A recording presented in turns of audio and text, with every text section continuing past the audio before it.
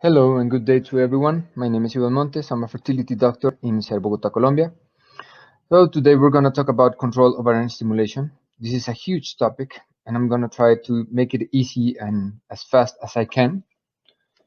We're going to talk about the introduction to the whole process of ovarian cycle and how we manage or use it for our favor, the types of protocols that we use in COS, the results of those types of treatments, and the conclusions around the COS treatments. So back to basis. We have three organs, the hypothalamus, the pituitary, and the ovary, which are related to the ovarian cycle. The hypothalamus, which controls everything around the ovarian cycle, produces the GnRH, and in response to the GnRH, the pituitary produces FSH and LH.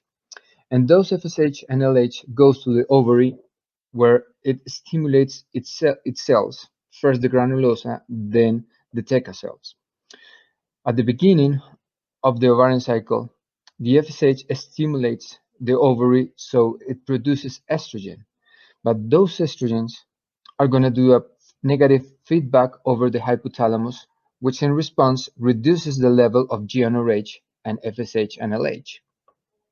And this happens so you can select just one follicle. Not all the follicles are gonna respond to this type of medication, but almost all, but just one every month responses as you should and dominates the whole ovarian cycle, and that's why we just have one follicle at the end of the follicular phase.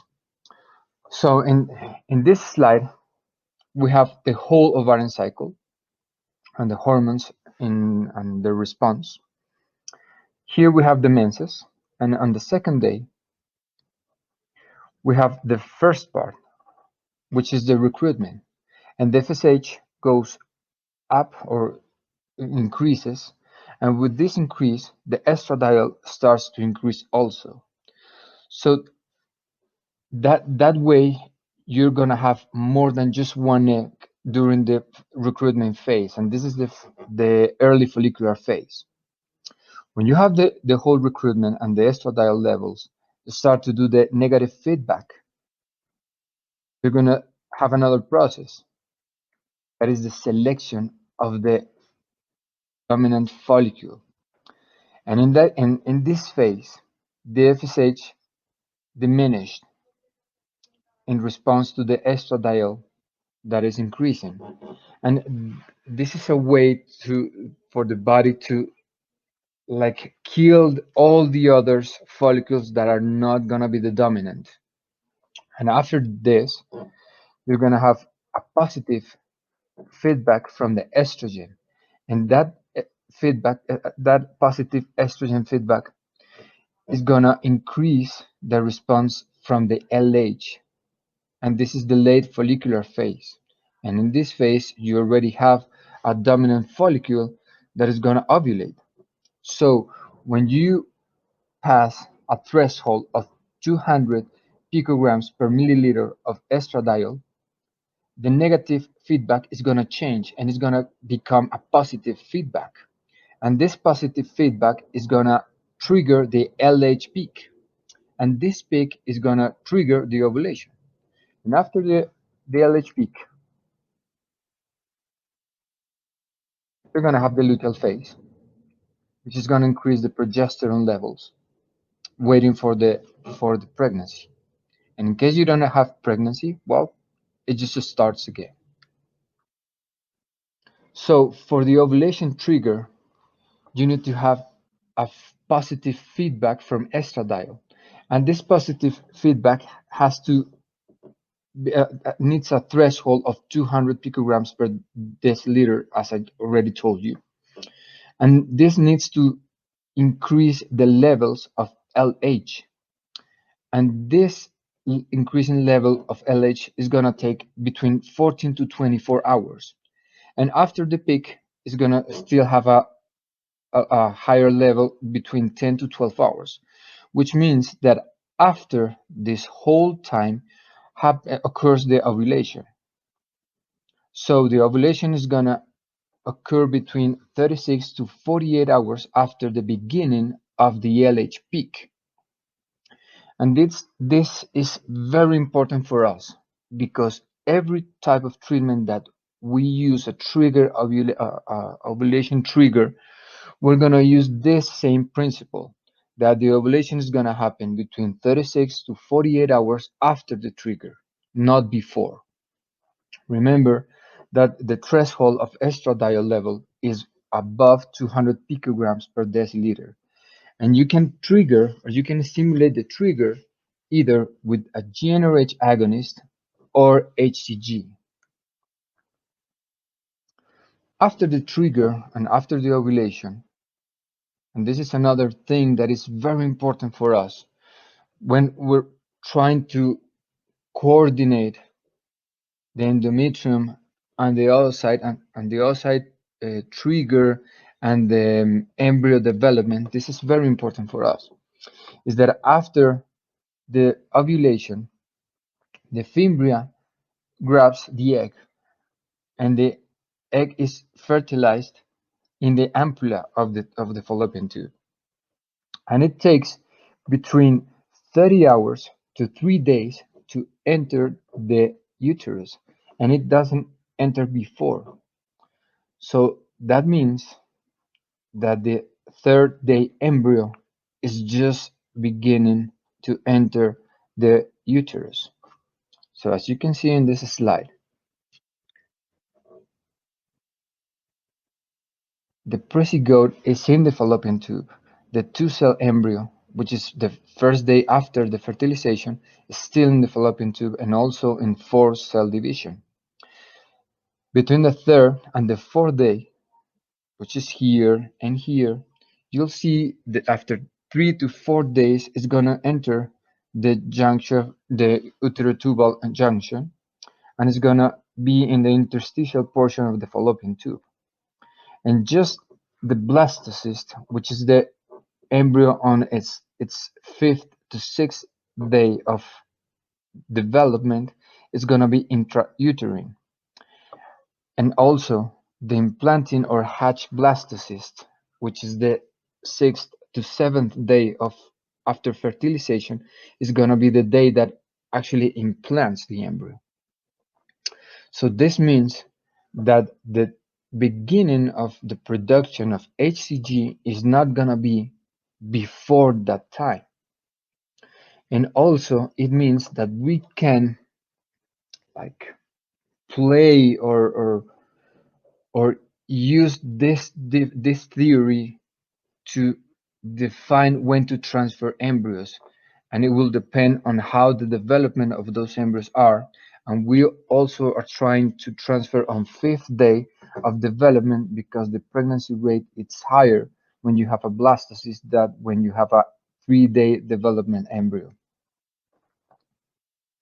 I love this stair because when I try to explain to patients and some doctors how can you explain which one is the best treatment for me, I always try to explain that okay, you have like a stair of procedures where in the first step is the easiest one and actually the cheapest, which is an ovulation induction.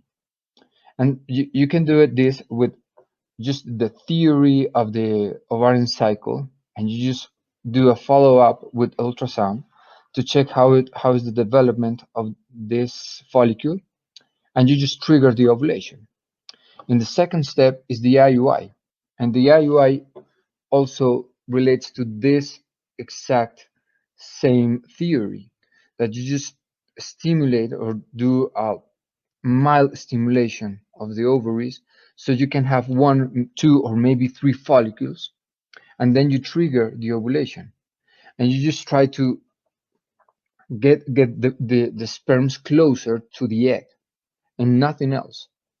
And the thing is that these are low complex assisted reproductive treatments, and After this step, you would have to pass to the high complexity assisted reproductive treatments, which is the IVF, and then from then up, ICSI and egg donation and everything else. And this step is very important for patients because these two first steps just have a pregnancy rate between 5 to 15, almost 20% chances of pregnancy rate. And with the IVF, you have higher pregnancy rates. So what is IVF? IVF is the fertilization of the oocyte, but outside the body.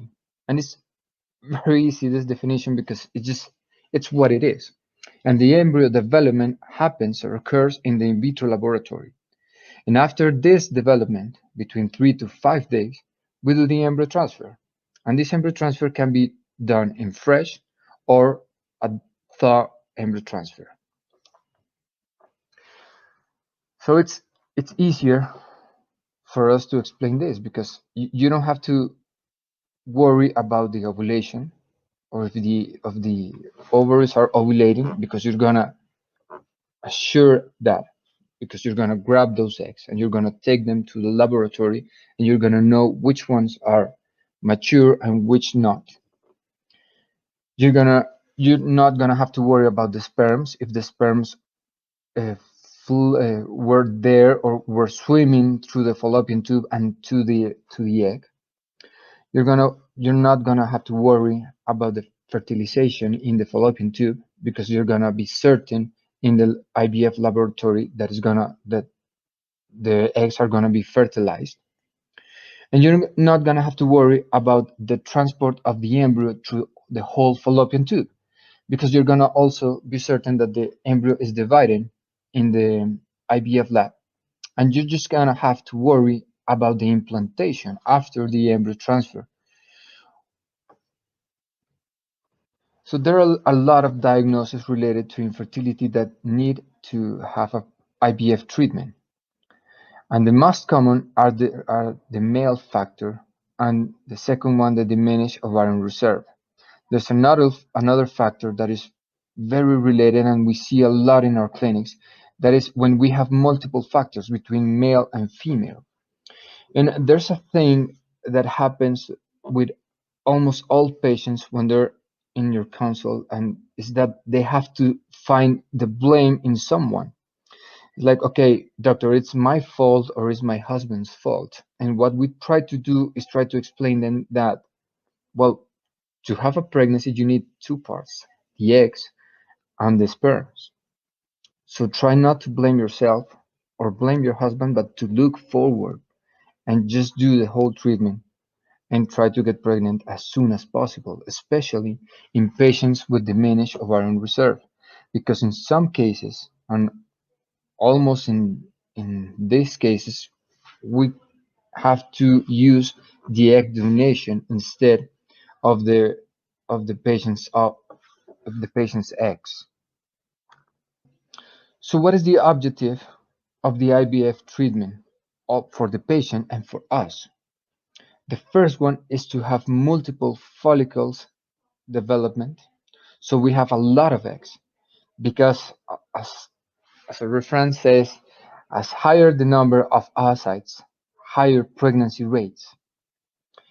But you also need to be certain that every time that you do a COS treatment, there's a risk of OHSS, or ovarian hyperstimulation syndrome, which means that not all the patients needs the same dose, but you have to be certain that the dosage is the right for the right patient. And also, there's another risk, that the ovarian response is very low, especially in patients with low ovarian reserve or age-related diminished ovarian reserve, which are patients above 38 years old. And there's also a risk of cancellation related to this. So when we're gonna do a COS treatment, we use gonadotropins. And the gonadotropins are the same hormones that the pituitary produces. There are FSH and sometimes LH. And as you can see in the slide, instead of having normal levels of FSH and LH, we try to give the patient higher levels. So instead of the development of just one follicle, we're going to try to um, develop a lot of follicles. So with the FSH, we're going to generate granulosa cells activity. And these cells are, are going to increase the FSH and LH receptors in theca and granulosa cells. And this will induce follicular recruitment. So we're going to try to give it at the beginning of the whole ovarian cycle, because in this moment is when the recruitment of the oocytes happen. So if we give it, we can actually start a random treatment, but the response it's much better, and you don't lose the synchronization with the endometrium in case that you want to do a fresh embryo transfer. So we try to do it during the beginning of the cycle, as this slide shows. In the normal ovarian cycle, the recruitment of follicles just leaves just one leading follicle, which is gonna ovulate on the 14 to 15 days in a normal 28 cycle. But if we start the medication at the beginning of the recruitment, we're gonna have more follicles. And instead, in case that we don't start the medication or the treatment on the beginning, but on the mid follicular phase, or we use less gonadotropins, we're gonna have some follicles that are gonna grow, but not as many as with the conventional cycle.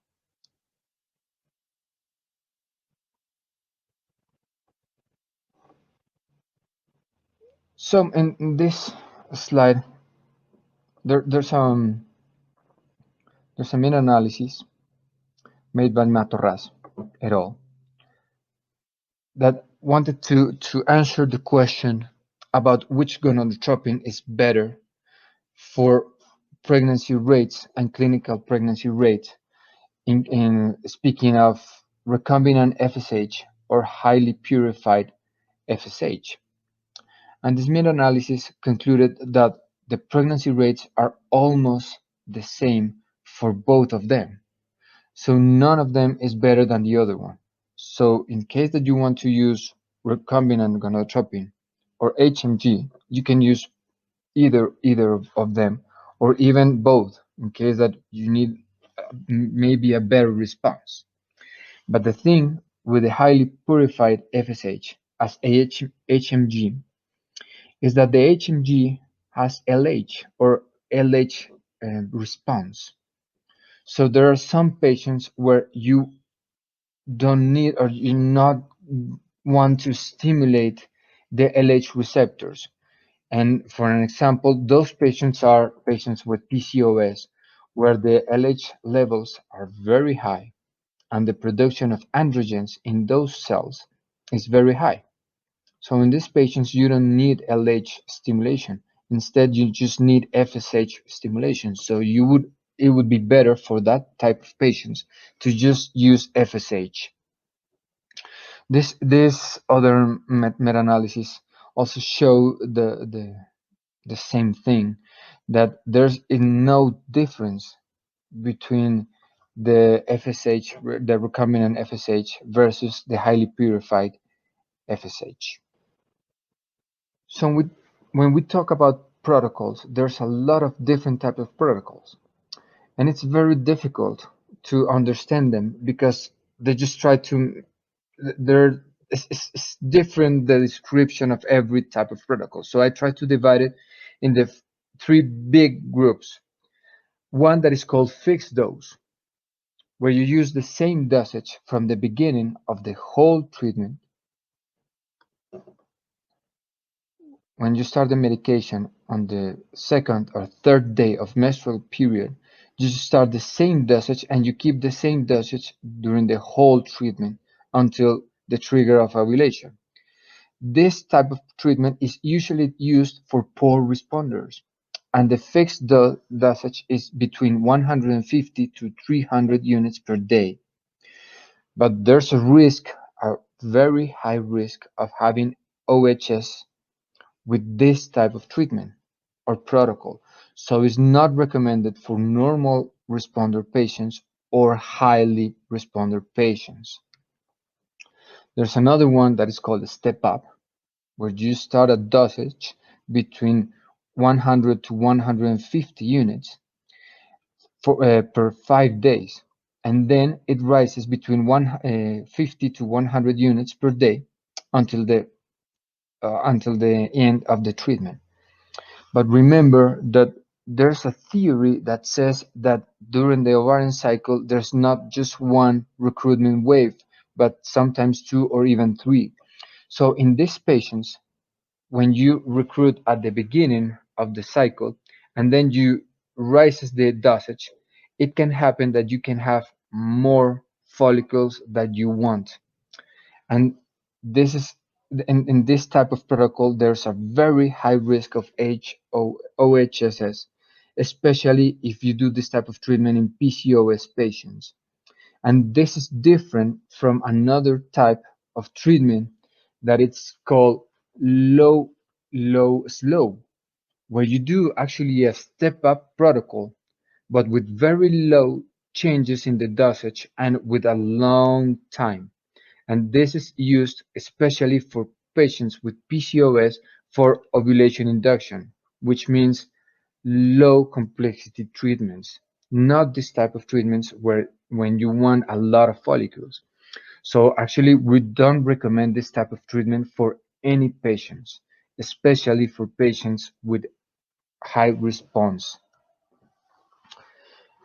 And the one that we do recommend is the step down, because in this type of treatment, you're going to start the medication on the second or the third day of the menstrual cycle, and you're going to start with a high dose. And that high dose is going to recruit those follicles that are ready to be recruited. And when you have them recruited, then you're going to lower the dosage, usually 25%. And actually, you can start between 150 to 300 units per day for 5 days. Then you reduce the dosage, and you just reduce the dosage to keep them growing, but not to recruit any more follicles or new follicles. So with this type of protocol, the pregnancy rates are almost similar in patients with higher risk of OHSS and with lower risk of OHSS. So this is recommended for patients who are normal responders and high responders. So this is the last version of the ESRE guideline for ovarian stimulation in IVF and ICSI. And it divides in three groups of patients. The low responder patients, which are the patients that have an anti-Mullerian hormone level below 1.1, and also an antral follicle count less than 4. The normal responder that has an anti-Mullerian hormone level normal, and also a normal number of follicular count, antral follicular count, and the high responder, which are the patients that have PCOS and have a high risk of having OHSS. And I already spoke about the FSH treatment and the protocol for do the FSH treatment, but I haven't spoke about the way that we we stop the trigger from the ones that are leading the the the whole cycle of stimulation, waiting for those that still need some days to get and be mature eggs. So to do this, we can use two types of treatment: the protocol with antagonist of GnRH and the protocol with agonist of GnRH. And these two are very different, really, really different. And the most important difference is that the agonist protocol has a problem, and that is that the agonist is gonna unite. It's gonna unite to the receptor of GnRH in an irreversible way. So at the beginning, it's gonna do a phenomenon that is called flare up, which is gonna like stimulates the production of FSH, and then after 3 to 4 days, the response is gonna just go down, and the patient is gonna have zero response of GnRH. So when you use the agonist of GnRH protocol, the luteal phase is not gonna have any progesterone, and in those patients, you need to think about one or two scenarios.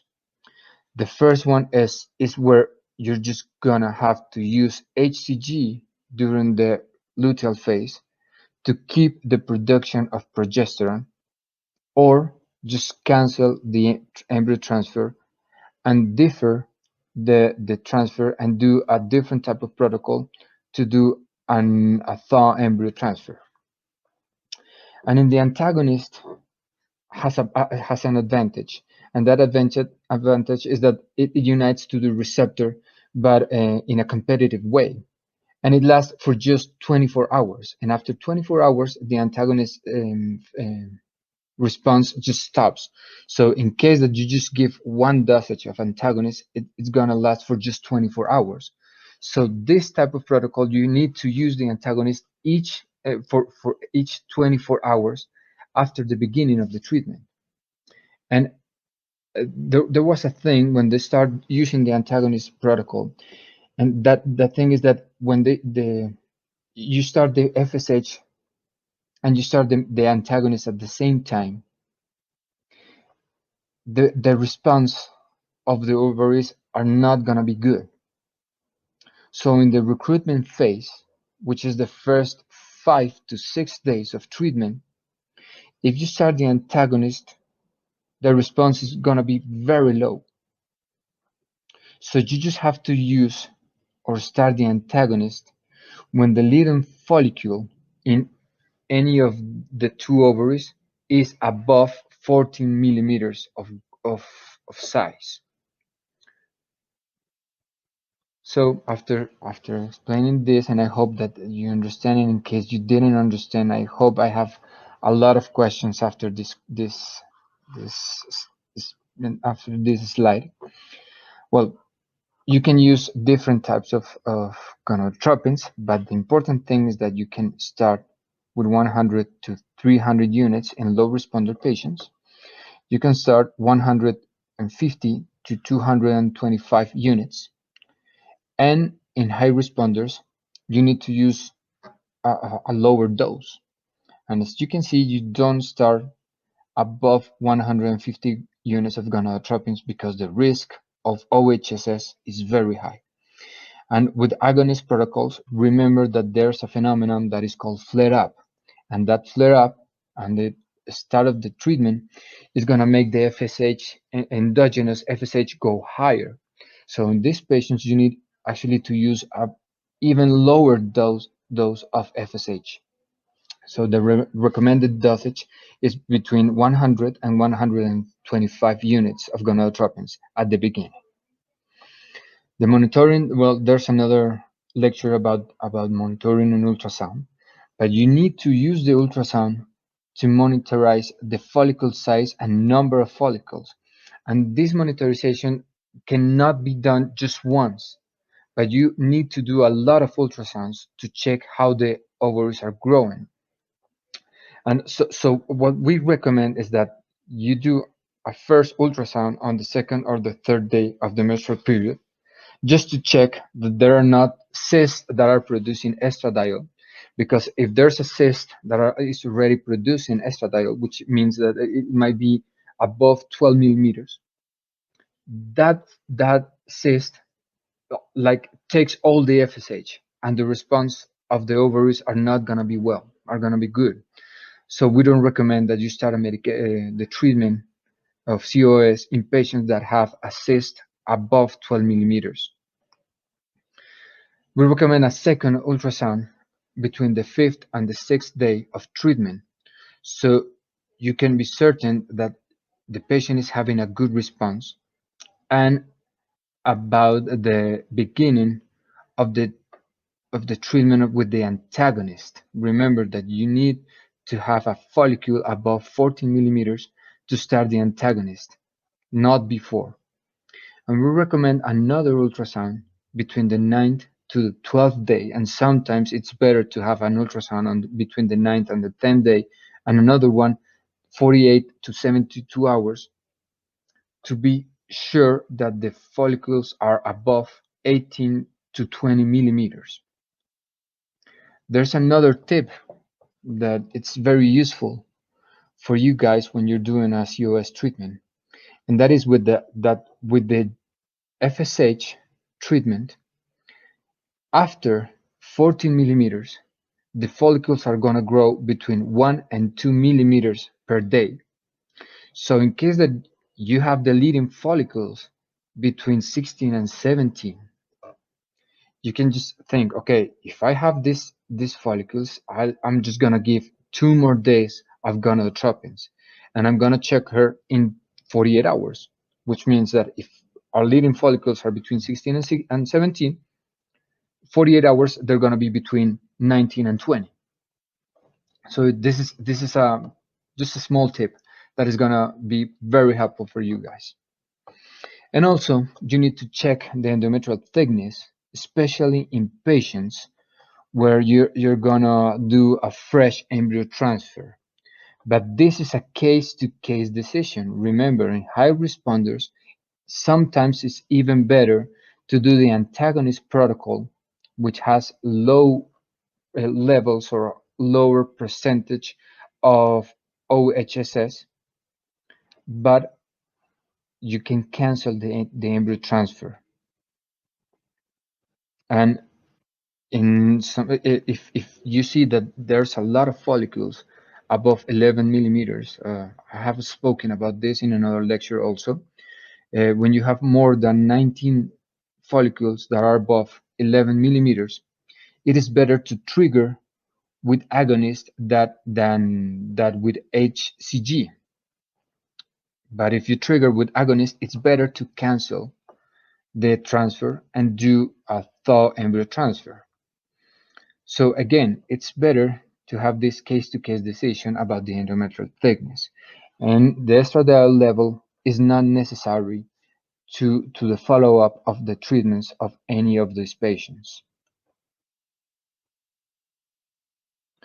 So after you have done you have obtained the ovarian response. Oh well, in the three groups, you can have an ovarian response.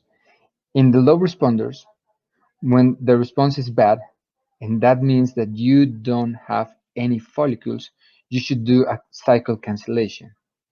But in case that you have at least 1 or 2 follicles, it is better to trigger them and try to retrieve those eggs instead of cancellation, because in this type of patients you just know that the response is not gonna be better in another cycle. The response might be the same or even worse in the next cycles. So it is better to just trigger and try to retrieve that 1 egg or maybe those 2 eggs. And this outside maduration, which means the trigger, you should do it with HCG, and it's recommended that you use 10,000 units of urinary HCG or 250 micrograms of recombinant HCG, which is Ovidred. And the luteal phase support, you can do a natural progesterone via intramuscular, subcutaneously, or vaginal, or dihydrogesterone, but for now in Colombia and in the United States, there's no available dihydrogesterone. So we just recommend the natural progesterone. For the group of normal responder, where the risk of OHSS is very low, you can also trigger the final outside maduration with the same dosage of HCG. And actually we prefer the recombinant HCG. because it's easier to use it, and it's just a pen, and you just put the dosage, and you just have to do the shot. The other one, you just have to, well, do the whole process of charging the syringe, changing the needle, and also the same. So it's easier for the patients, and we recommend that we use the recombinant HCG.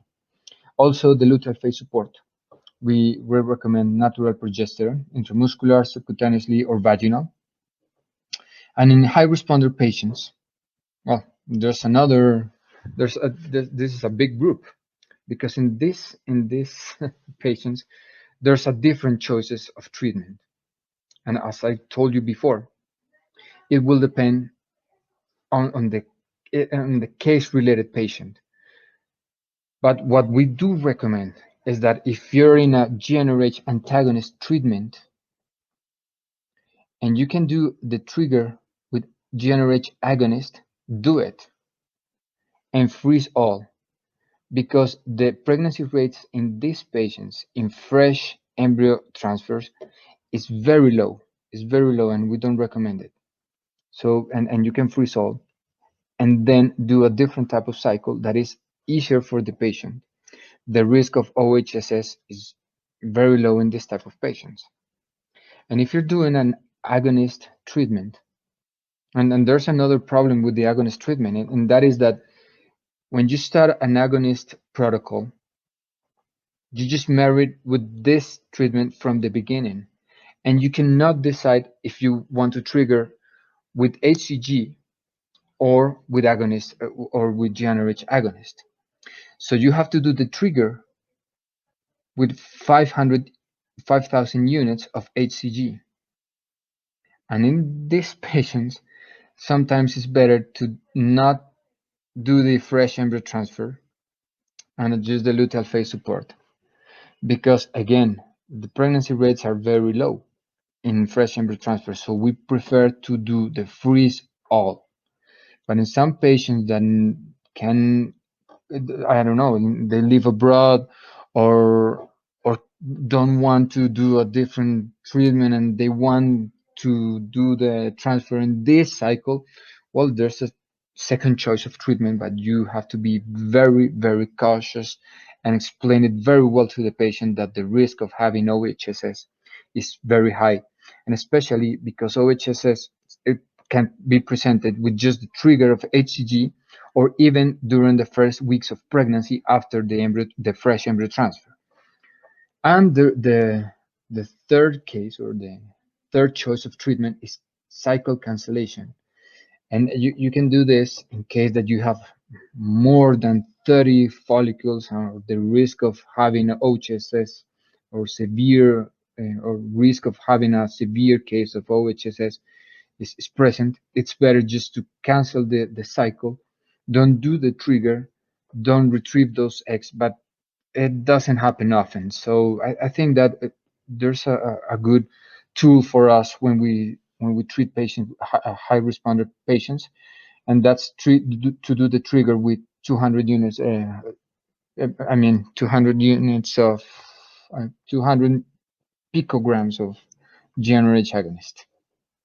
So what we do in poor responders and antagonist protocol. We also use FSH, recombinant FSH, but in these patients, we also have to use LH, recombinant LH, or HMG, because this type of patients benefits from the stimulation that the LH produces over the TECA cells. And the thing is that when you stimulate the TECA cells, they're going to produce androgens, which is the second or third step to produce estrogens. And these patients are related with a low production of androgens. So this is very important, that in low or in poor responder patients, you need to use recombinant FSH and recombinant LH or HMG. So as you can see, we use both from the beginning of the treatment and during the whole treatment. And as you saw before, we can use a protocol of antagonist or a GnRH agonist protocol. And if you use an agonist protocol, it's recommended that you use a low dose of agonist every day to have the flare-up effect, and then the cancellation of the GnRH response in the receptors of GnRH in the pituitary, or in the classic antagonist GnRH protocol, where you start the medication on the 6th day of treatment, or the 5th. It depends on the ultrasound response, or the ultrasound response in this type of patients. If the follicle or leading follicle is above 14 millimeters, you can also start the antagonist. One thing that happens in this type of patients with the antagonist is that sometimes the effect of the antagonist is so strong that there's an inhibition of the endogenous GnRH. And this inhibition of the GnRH is going to produce less follicles or mature follicles than in the agonist protocols. So this is also patient and response related things that you need to decide when you have the patient in front of you. Also, we can use letrozole and gonadotropins again. Not recommended for every patient, but in cases of patients with breast cancer or in poor responders, sometimes the letrozole have been used and have a good response. The recommended dosage of gonadotropins are 300 units per day. Remember, we don't use anymore the clomiphene citrate, and in case of letrozole, use 5 milligrams per day. And remember, in high responder antagonist protocols, again, you start on the 2nd or 3rd day of the menstrual period. You start with a higher dosage of FSH, or recombinant FSH. We start with 150 units, and we do a step down to 100 units. And also, we do a lot of ultrasounds to check the millimeters of the follicles, of the leading follicle. And also, you can decide if you want to do the trigger with HCG and sorry, this one not okay, or you can do the trigger here, just here, with the agonist. The dosage we use of the agonist to produce the trigger is 0.2 milligrams, or it's sometimes the presentation comes in 2 micrograms, and that's the same thing. So hopefully I expect that you understood all those type of treatments. Now I'm going to talk about the results, because well, sometimes when you have the patient in front of you and you just don't know which option to offer. And it happens especially in patients where the diagnosis of infertility is related to or unexplained infertility. And there's a lovely study that was made in patients where had that same diagnosis. And in those patients, they divided in 3 types. The first one, where they stimulate they did an induction of ovulation with clomiphene citrate and did an IUI. Patients where they used gonadotropin, recombinant FSH, and did an IUI, or patients that went directly or immediately to IVF treatment. And the groups were all almost the same. And the results are actually very nice, because the clinical pregnancy after the first 2 treatments were just 11% in the patients with clomiphene and IUI, and 9% in patients with gonadotropin and IUI. And for immediate IVF treatments, the percentage of pregnancies was higher, almost doubles or even almost triples the result. And also the live birth number were higher, the percentage was higher. And during the duration of the study, after the whole treatment, almost the same percentage of clinical pregnancy were achieved in the 3 groups, and also the live birth of patients. But the thing is that to get to the pregnancy, it's easier and faster to do an IVF treatment than do an IUI treatment. And this is very important for some patients where the diagnosis of infertility is not done by a doctor 2 or 3 weeks ago. But these are patients that are battling with this thing for 1, 2, maybe even more years, and they want to get pregnant faster. So in this type of patients, it's easier, and well, not easier, but faster. And actually, it's the expenses of this treatment, of the IUI treatments, are higher than with the immediate IVF treatment. This is another one from the fertility and sterility. There's a group in 2006 that did something like that and wanted to know if there was a difference between the treatment with clomiphene citrate in IUI, FSH and IUI, and do a fast track in patients with unexplained infertility related diagnosis. And also, the rates of pregnancies was higher in these patients. The cycles that were needed were lower in IVF patients. So they also concluded that it's easier or faster to get pregnant with IVF treatment instead of IUI for patients with this type of diagnosis. So I don't want to make this lecture longer, so I want to thank you. This is our group in Ser Bogotá, my partner, Germán, the biologist, the nurses, the pharmaceutical, and everyone else. We want to thank you from Bogotá, and if you have questions, if you need information related to the protocols or the treatment that you want to start in your patient, be my guest. You can contact me, and we can talk about everything, and I can explain it to you in a way even easier. Thank you and goodbye.